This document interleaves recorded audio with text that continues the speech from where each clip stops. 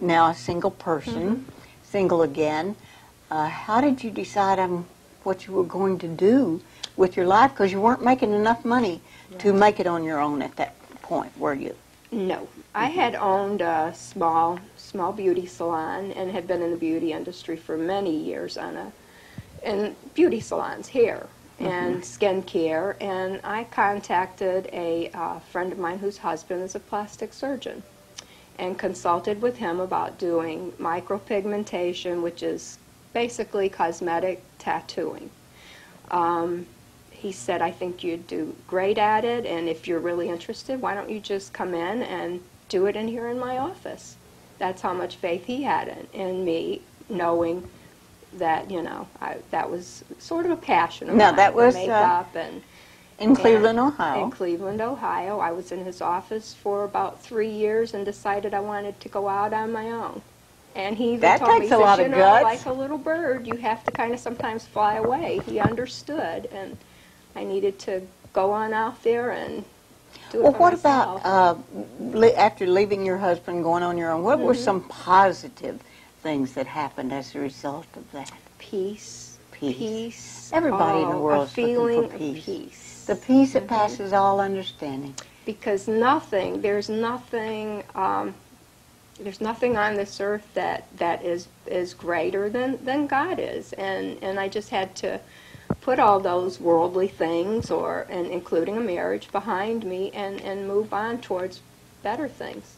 And like they say, or I've heard it said, the greater the sacrifice, the greater the reward. And I trust in him that is so. Well, right at this moment, we're being entertained by a train that's passing by the TV station where we're doing this tape, and that's perfectly all right. That just shows that we're in the real world. The real world, that's right. And that's good. Well, now, you got into starting your own business then. Yes. So you'd worked 3 years with another person, the plastic surgeon, wanted to go out on your own.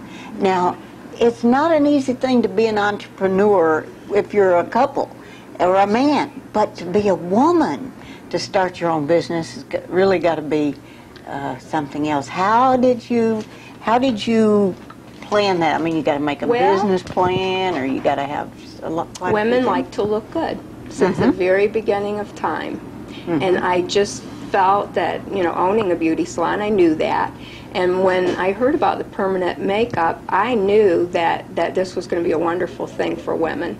Women who have difficulties seeing, women who have tremors and can't apply their makeup, or women that have a condition called alopecia, which is... alopecia is... alopecia is where they lose their body hair, eyebrows, eyelashes, and it can just change someone like that. It can change their life because it gives them more self-esteem, more confidence. It raises their self-esteem.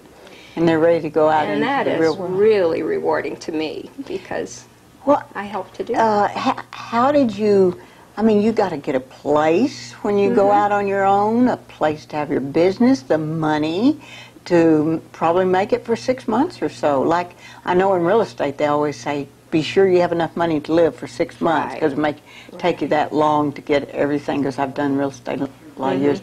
And so you had to have that same thing. I had a savings. And you had your savings. I had a plan. You had a plan. You made a plan and followed your plan. Yes, it is. And what all did your plan include?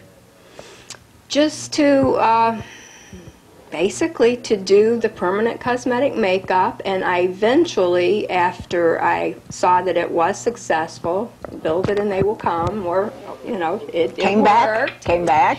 And I decided to come, word of mouth. And I decided that I wanted to do what I had always wanted to do since I was a child, and that's move back to my home state of Alabama. I love the South. You love the South, and I was sweet home Alabama. Sweet home Alabama. And I wanted to come back, and I did. And that was just another dream that, you know, I had. And well, really, when you own your own business, you can go anywhere in the world with it. And women are, I feel, are the same. I felt at the time, I thought, you know, this is a little scary, but women are the same anywhere. From Cleveland to the Huntsville, North Alabama area is not exactly the same number of people. Well, That's right. But you had fewer people to pull from, but maybe, especially in Huntsville, Alabama, you have a higher number of people, volume, yes, of women. people who want to, well, can afford to try to do as well as they can with their it's a luxury, base. and they can afford it. That's right. Because I understand something like 80% of the households in Huntsville, Alabama, have an engineer somehow involved. Yes, I do lots of female engineers. Well, I only work on females, but lots of ladies that engineers, doctors, lawyers, and even women. Little housewives. Yes, like myself. absolutely. Absolutely. Nurses. We all want to look our very best. Yes. Well, I think about Esther in the Bible. There she was. Mordecai, her uncle, had said that, that he had put her forth as one of the people when the king Ahasuerus, or however you say that name. I have to ask your brother or your nephew, or a preacher, but how to say that. But when he said he was going to look for a new queen after Vashti did not please him, then they had all the women to come in, and for 1 year they were done everything to their skin and body to make them more beautiful. Right. And in fact, I think a lot of them did a lot of things. Now, she just had all the natural things. And then when they went into the king, he selected her. So, and it was the beauty that did that. Absolutely. That'd be a long time to work on yourself for a year. I don't think many of us women have that opportunity. That's right. But that just shows that we all want to look very beautiful as much as possible, in the natural state. Now, I did wear, when I first met you, about 7 years or so ago, long curly, I call them Tammy Baker eyelashes, and you got me away from that. You said, you don't need to wear those. And anyway, Mary, one day I was doing a TV show when I had those on, and the lights, the air conditioner went out, and it was a real hot summertime in August, and a show for ABC in Arkansas, and so the perspiration, we called it sweat in Arkansas, it started rolling down in my eyes, and the glue came unglued, and it's flopping up and down. I'm doing the news. I take this. I said, this is bothering you as much as it is me. I'm going to take it off. So I take the eyelash off. I finished the show with one long, beautiful eyelash and one little stub. And I met someone in Dallas a year or so later, and they said, I remember you from television. And I said, yeah. And I'm, a little kid from Arkansas, used to pick cotton. I'm ready to get them to say, hey, you want my autograph? They said, I saw you today. You lost your eyelash on television. We think we're doing such great things, but I thought those were really beautiful. Well, you're beautiful without them. I'm sure they were, but you're beautiful and much more comfortable now, aren't you? Yes. More Especially confident. they would get kind of glue stuck in them, and they didn't look natural at all. And wearing those eventually in time will possibly damage your hair follicle there. I didn't realize that. Yes. But I knew it was much more comfortable not to have to get up in the morning, put those eyelashes, glue them on. So, absolutely. But it just shows you how far we'll go to try to do the best we can with what we have. And it's okay, too. It's accepted. It's not really vanity. It's just part of our society, since... beginning of time. That's true. We wouldn't have adorned themselves. But what I really admire about you is that you have started your own business, and you had to, when you moved to Huntsville, your mom lived in Florence, and that was a pulling part of it, I'm sure, and your sister lived near here. I have a sister in Huntsville, and my son is now here. My yes, but now he wasn't here and wasn't married and didn't have those 3 grandchildren when you brought this all about. I think he wasn't quite married at the time, or about getting married. But so we have to say what the grandchildren's names are, because they're going to be watching grandmother. Oh, I know. John, Vincent, and Alexa. Oh, what beautiful names. The love of my life. Yes.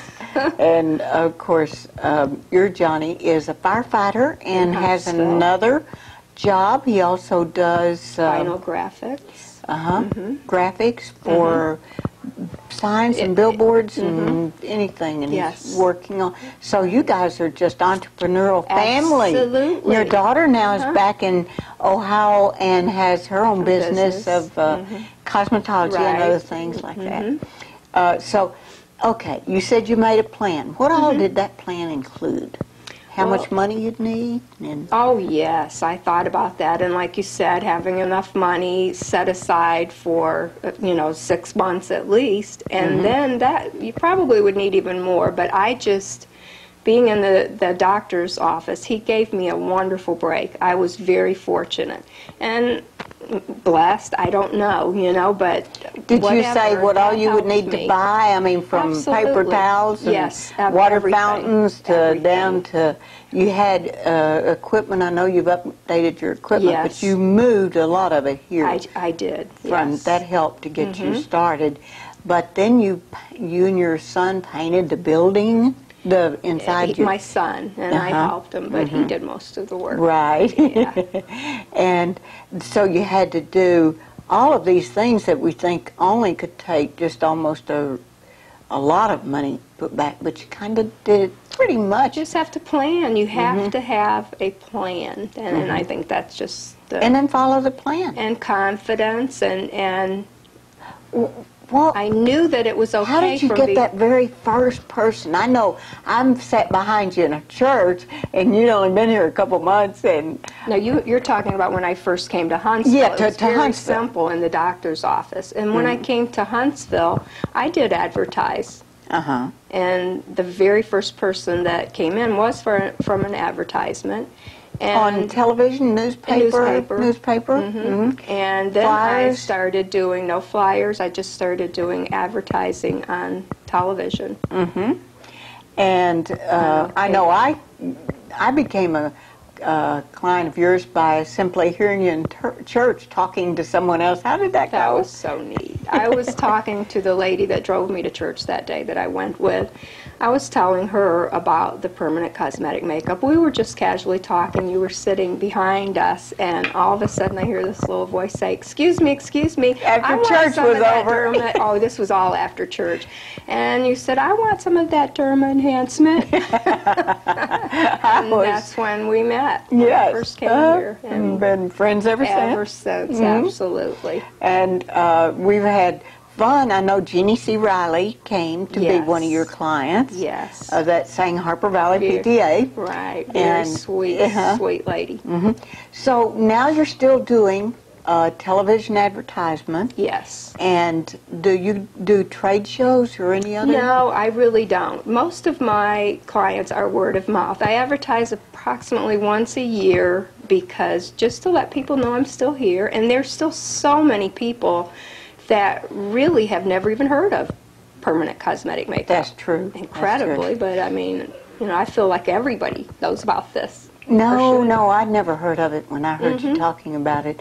And I think one of the first things I ask is, does it hurt? Right, and it And just a little, It doesn't. and it has been one of the most wonderful things other than my love of the Lord Jesus Christ and what He's done in my life, and because I came through a period of now I had a reason for a divorce because my husband had a baby by my girlfriend about the time my daughter was born. Well, she was 1 month old. And he came to me and said, I'm going to get a divorce and marry this girl. And I said, why? I had no clue. We were not, everything wasn't perfect. And he said, well, she's going to have a baby. And I said, we already have a baby. She's 1 month old. And he said, well, it doesn't matter. I'm going to marry her. So he divorced, married her, took the money.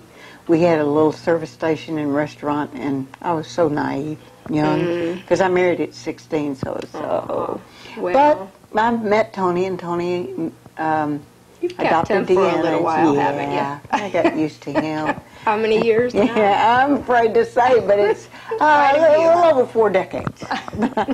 We won't say how many years that is. But and of that time, he says we've had 7 wonderful years. Well, that's good. That's probably more than the average. But he's a great guy. what I would like, we started our own business, but I had someone to work with.